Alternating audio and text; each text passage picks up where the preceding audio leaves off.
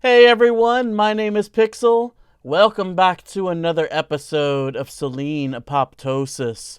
If you remember last episode, it was a wild one. Ethan dreams, he can't remember them. And then he starts seeing naked dancing shadows. What in the world will this man see next? Well, let's find out. Did you give anyone the apartment keys? By chance? What? Hope froze with a cup at her lips and blinked several times. Maybe you've let someone in? I didn't. No. What's with those questions? I feel like someone is visiting our place. What do you mean? Exactly what I said. It's been a while since I started noticing random things vanish, and yesterday Hope frowned. She looked at Ethan as if a toad had just popped out of his mouth. Yesterday you... what?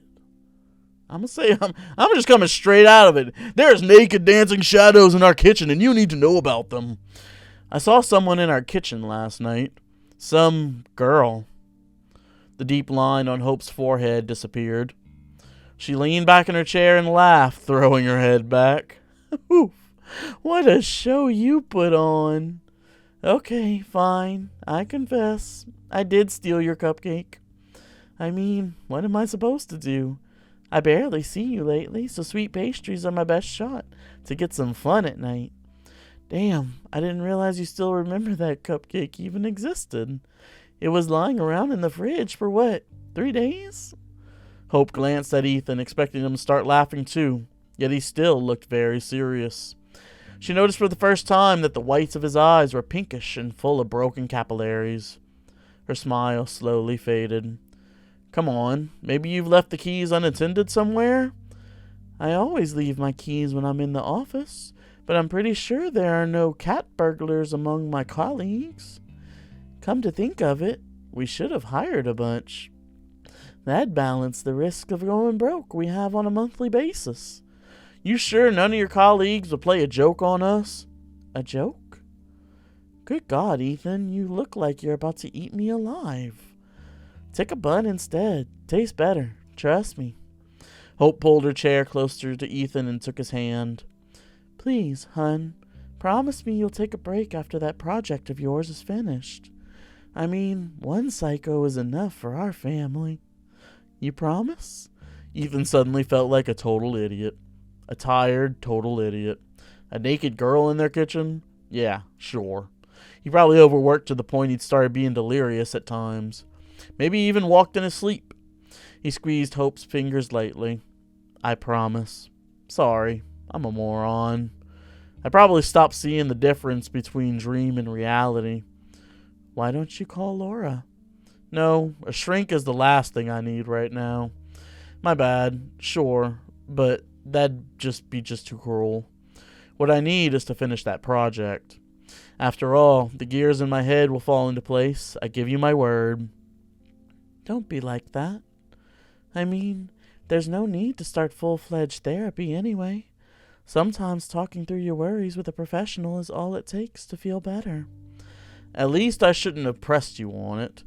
I get that you have enough problems of your own right now. How's it going in your new position? Hope rested her head on his shoulder and shrugged. Not fired yet, apparently. Seriously, though, I haven't figured it out yet. These new responsibilities are exciting, but I always feel like I'm 10 times slower than I should be. I should probably get ready for a nice fat piece of overtime by the end of the month.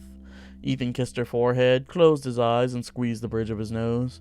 Well, I'm not a head of a department as of yet, but I seem to have the same stuff on my plate. Just how do you manage not to pester me with the stupid questions? Well, I eat cupcakes at night. You should give it a try. Hope poked Ethan's cheek a couple of times with her finger. Anyway, don't worry. I didn't give keys to anyone, and the only cat anything I've let inside was an actual stray cat.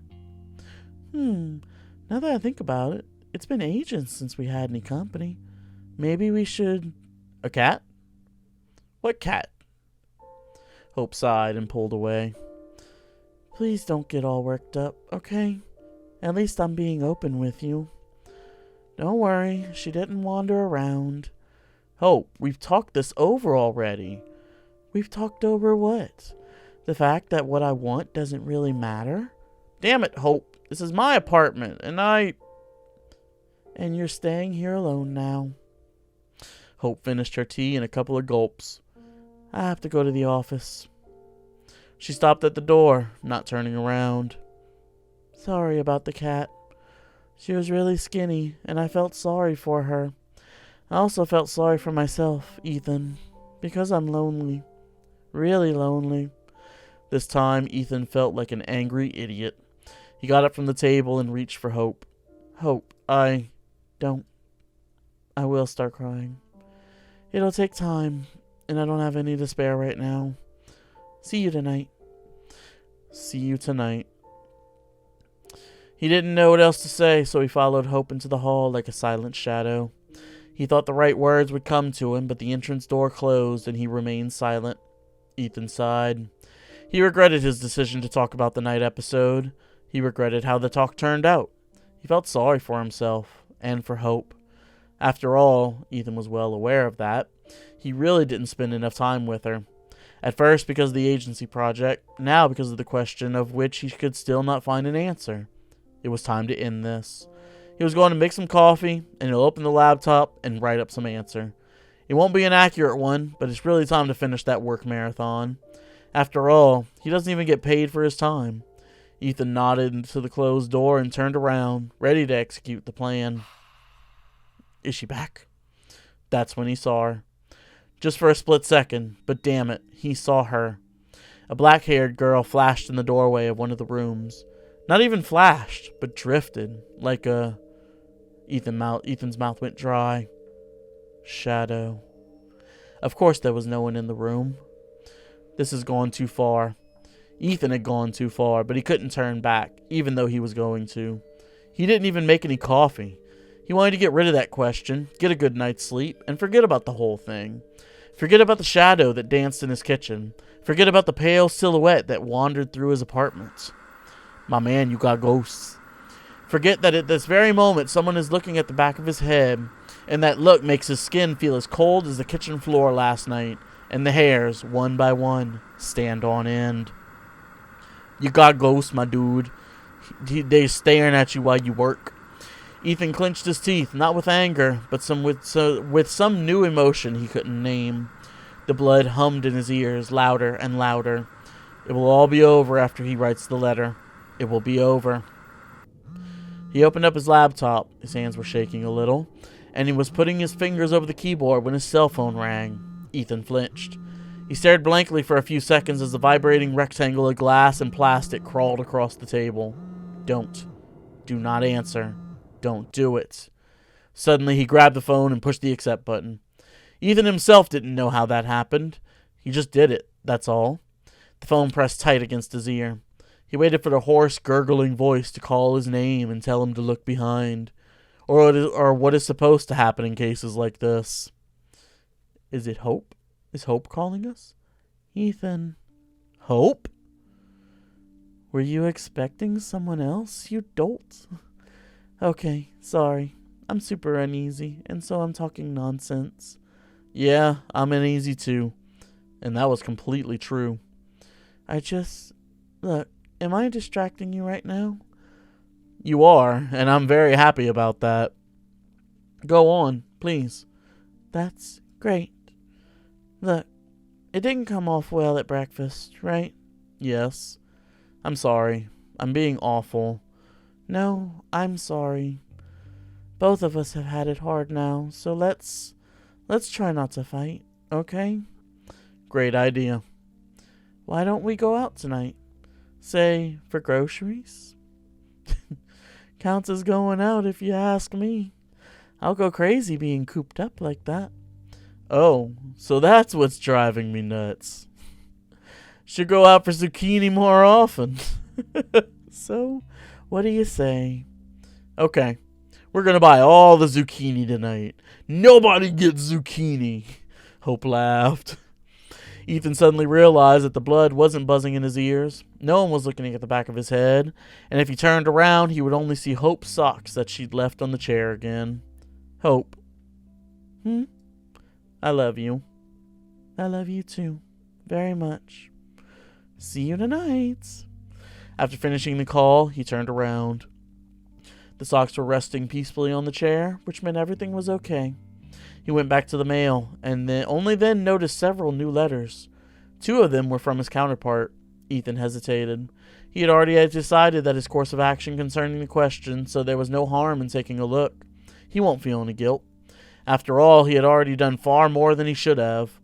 Of course, he is a lifesaver for those wanting to sell books mentioning historical accuracy, but having no intention to pay for it properly.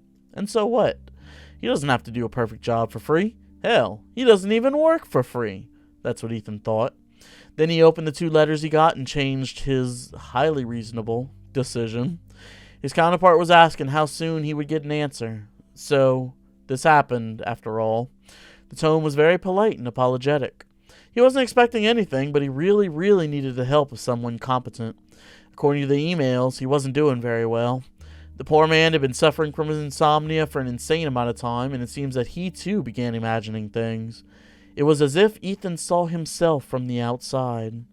He suddenly felt very sorry for his acquaintance. Of course, he had begun to feel sorry for him earlier, but now Ethan felt a sharp, bitter pity. He realized that if he helps his acquaintance, he will help himself. But if he steps back now, what is the value of a specialist who is afraid of a little challenge?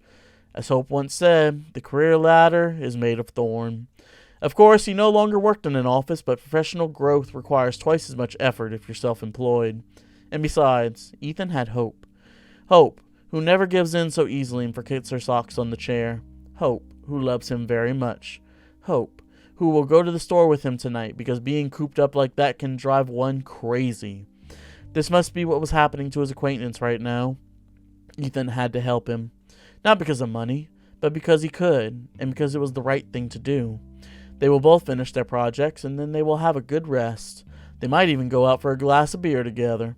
So Ethan thought, and got back to the question with newfound strength. The pages of the books did not rustle in the far corner of the room. The shadows weren't wandering in the corridor, and certainly no one looked at the back of his head until the evening. And in the evening, Hope came back. And with that, that is where we're going to leave it off for today. Thank you guys so much for watching. Well, we told Hope about what we saw. She kind of joked around with us.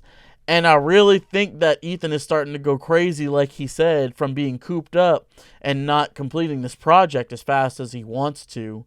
So he's starting to see shadows. And you notice as soon as he started talking to Hope, it all went away. So we are going to find out if he finally finishes this project. Thank you guys so much for watching. If you enjoyed what you saw, feel free to like the video. You want to see more of this? You want to follow along with this story? Subscribe to the channel and hit the bell. Get notified whenever other videos come out. Thank you guys again for watching. I'll see you in the next episode. Bye now.